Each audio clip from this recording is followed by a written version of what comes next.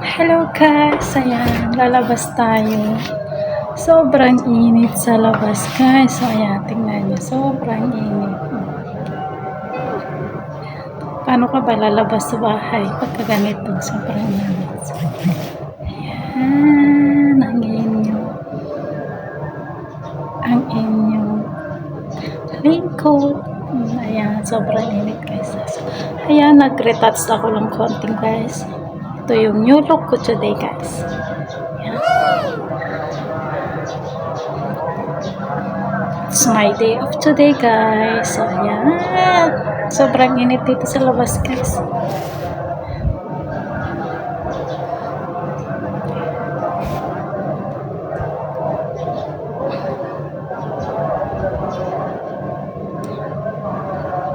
Bye!